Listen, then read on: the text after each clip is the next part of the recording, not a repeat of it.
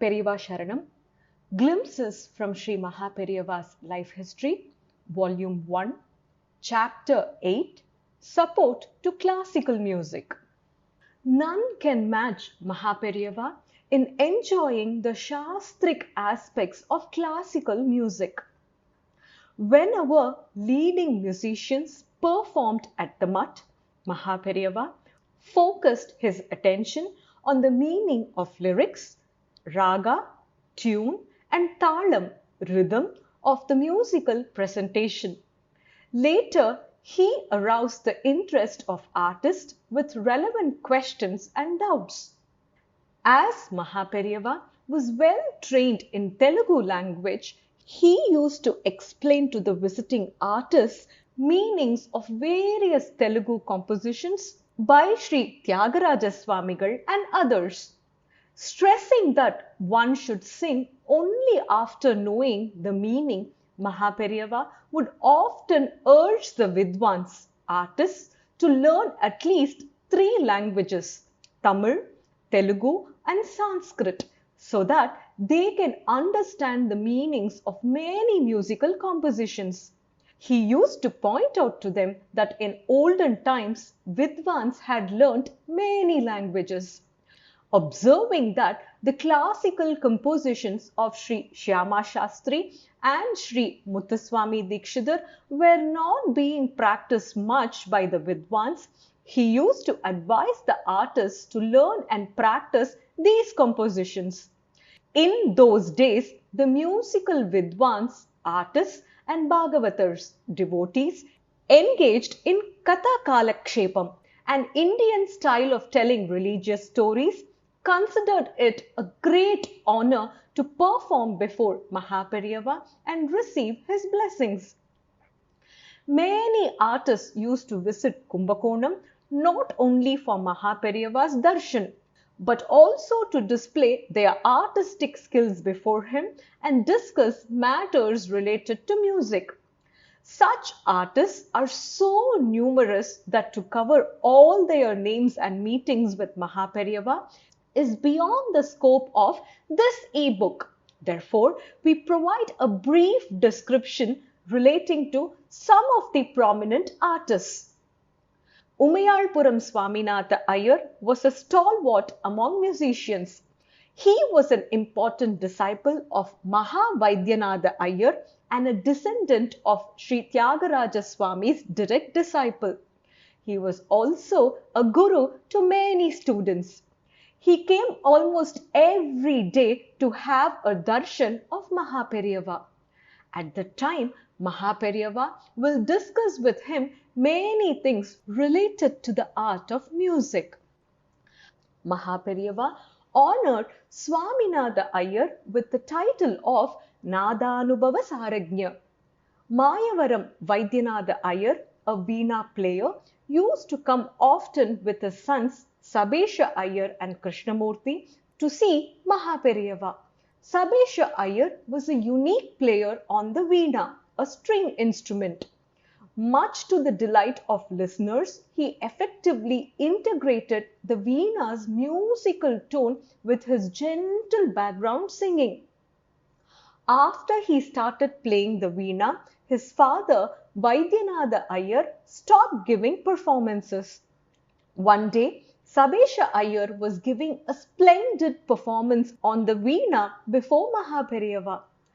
Vaidyanatha Iyer was so ecstatic at his son's performance that he impulsively shouted, "Sabash!" an exclamation of delight for a job well done, "Yen appane," my father.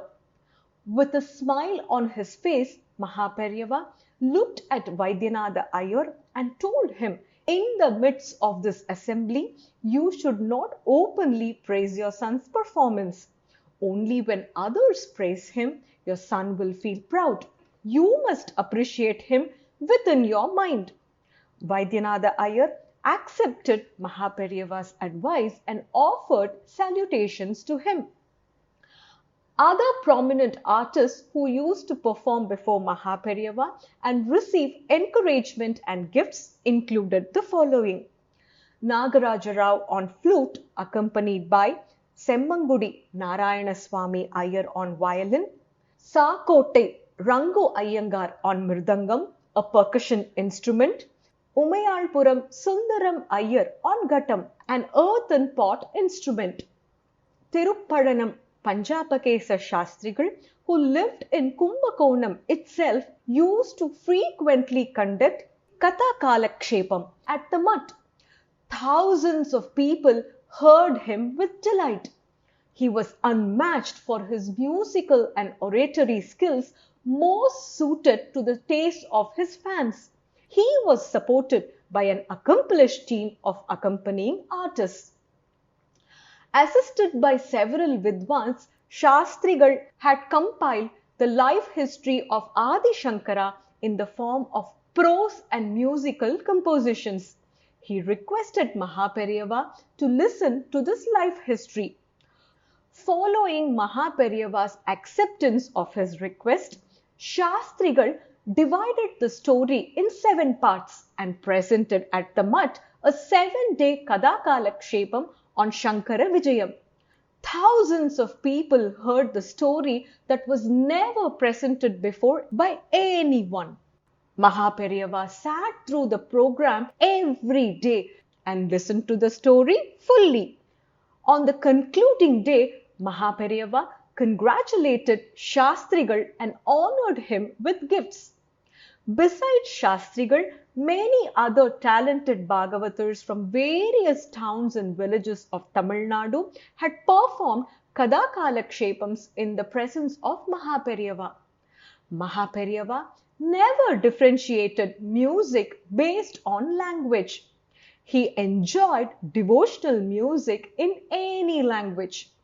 A renowned Harikatha expert from Maharashtra, the birthplace for Kathakalakshepam, had also visited Kumbakonam. He was the head of Morgamkar Peetam that belonged to disciples of Samasta Ramadas Swami, Guru to King Shivaji. He performed 3 Kathakalakshepams at the mutt. Though the performance was in Marathi language, people enjoyed the pleasing music and dialogues filled with high devotion. Pandit Vishnu Digambar of Bombay Gandharva Mahavidyalaya, a renowned artist in Hindustani music, had performed North India bhajans before Maha Periyava and received his appreciation. Maha Periyava encouraged artists from all over India by honoring them with titles and gifts. A few examples will illustrate his support to the cause of classical music. In appreciation of singing Tamil compositions, Maha Periyava had honored Papanasam Shivan, a well-known singer-composer in Tamil. He conferred on Shivan the title of Shiva Punya Ganamani on his 60th birthday and added prestige to Tamil music. Venkatagiriyappa, a veena player from Mysore, had performed a few concerts at the mutt. Maha Periyava honored him with the title Vayanika Shigamani. Maha Periyava had appointed a young Vidwan named Sri Vanchiyam Ramachandra Iyer as the Asthana Vidwan, mutt's official artist, and conferred on him the title of Asthana Kirtanamani. An instrument that adds prestige to Carnatic music is the Nadaswaram. Even villagers enjoy the music from this wind instrument, but it is difficult to handle this instrument.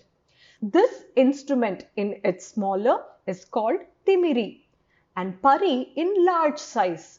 During Maha Periyava's time, a child prodigy called Narayanan used to play Timiri in the mutt. He passed away at a young age. Later, Nadaswaram artist Kumbakonam Kandaswamy and his sons Kumararatnam and Chinnaya played the Nadaswaram at the mutt. Nadaswaram music was played every day as a part of Maha Periyava's worship rituals in the mutt. Over time, the smaller size of Nadaswaram has almost vanished. In the year 1934, during a visit to Kashi, now Varanasi, Maha Periyava attended a conference on Hindustani music.